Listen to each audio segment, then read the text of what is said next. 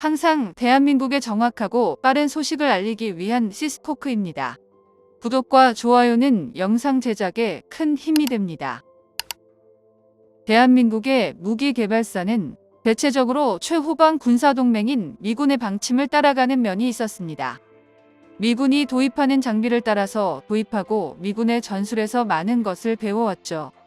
그리고 현재 우리 군에서 추진 중이던 새로운 무기 도입 프로젝트 역시 미국에서 진행되고 있는 무기 도입 사업의 결과를 따라갈 것으로 예상되고 있었는데요.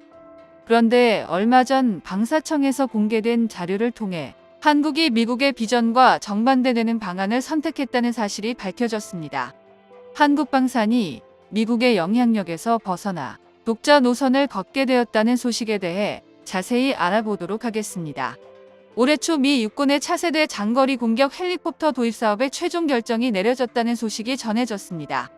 미 육군의 노후화된 UH-60 블랙호크 다목적 헬기를 대체하기 위해 시작된 사업으로 벨과 로키드 마틴이 공동 개발한 틸트로터 헬기 VE-80과 시콜스키와 보잉이 공동 개발한 동축 반전 모터 헬기 디파이언트 X가 최종 후보로 남겨져 있었는데요.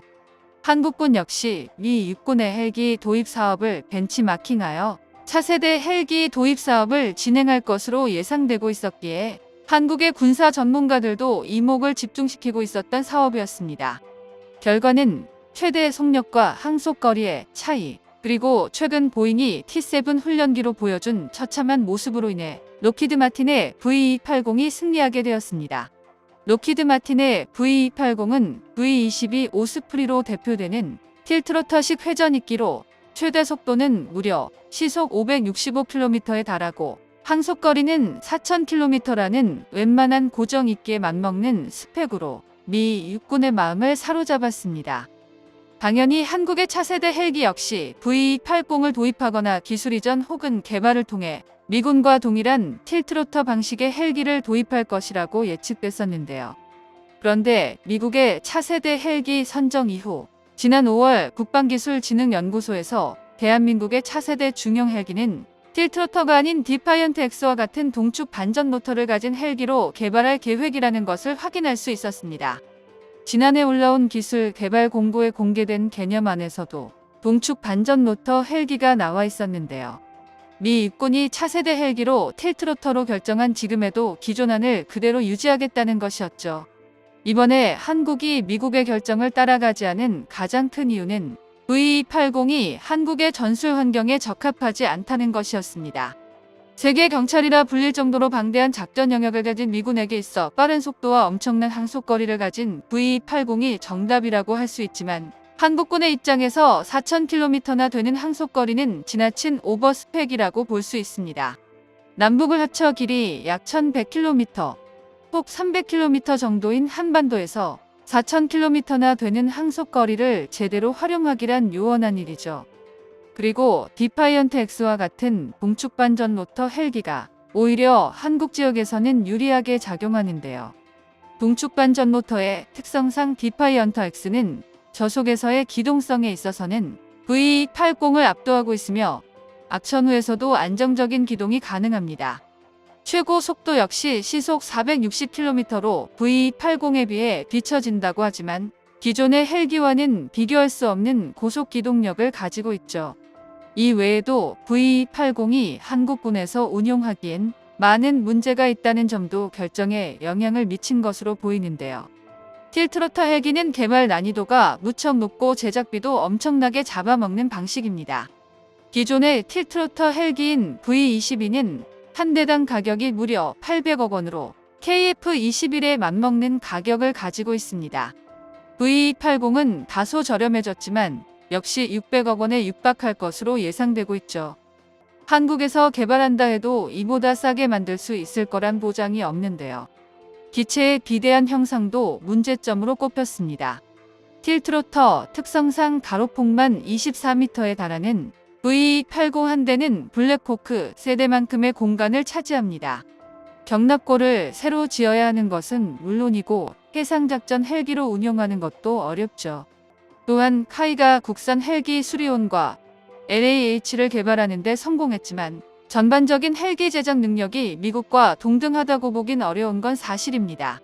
기술적으로 성숙하지 못한 틸트로터 항공기는 사고 위험이 급격하게 상승하는데요. 미군에서도 V-21을 개선하기 위해 수많은 추가 기술 연구를 진행했고 막대한 예산과 시간을 소요해야 있었습니다. 만약 틸트로터 헬기의 자체 개발을 선택하게 된다면 우리 역시 무수한 시행착오를 겪어야 할 텐데 무모한 시도로 귀한 장병들의 생명을 실험대에 올릴 수는 없는 노릇입니다.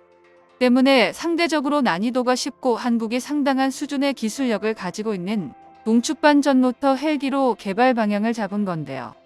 한국은 최근 구설수가 잦은 보잉에서 제작한 디파이언트 X를 도입하는 것이 아닌 자체적으로 개발하는 방안을 연구하고 있습니다.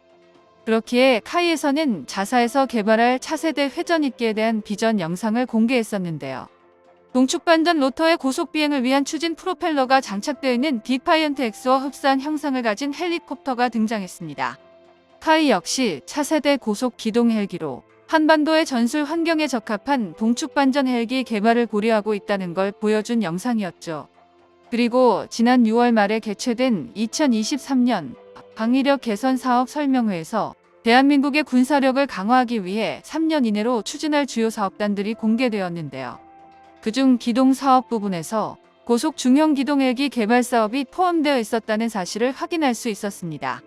이와 함께 지난 21일 방위사업청에서 차세대 헬기 기술 고도화를 위한 국방수직 이착륙계 특허 연구센터를 개소하여 차세대 헬기의 생존 능력을 향상시키기 위한 요소 기술들과 기반 기술을 연구하고 전문 인력을 양성할 것이라고 밝혔습니다. 한국군이 운용하고 있는 UH-60 블랙호크 헬기를 대체하기 위한 대한민국의 차세대 고속 기동 헬기가 본격적으로 개발에 착수할 것으로 예상되고 있는데요. 이 새로운 헬기는 고속 기동 헬기라는 이름에 걸맞게 최고 속도는 시속 450km 이상의 항속거리도 크게 늘어나 한반도 전역을 작전 반경하에 둘 것으로 예상되고 있습니다. 거기다 대한민국이 개발한 소형 공격 헬기인 LAH도 성능 면에서는 누구보다 뛰어나다 할 수 있는데요. LAH의 위상은 미래전에 대비한 현실 속 항공기라는 점에서 독보적이라고 할 수 있습니다. 한국은 아파치 가디언이라는 최강의 공격 헬기를 보유하고 있는데요.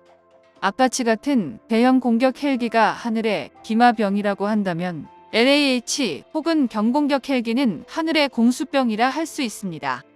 LAH는 대형 공격 헬기에 비해 무장은 상대적으로 빈약하지만 우수한 기동성과 다재다능한 범용성을 바탕으로 다양한 임무를 수행할 수 있는데요.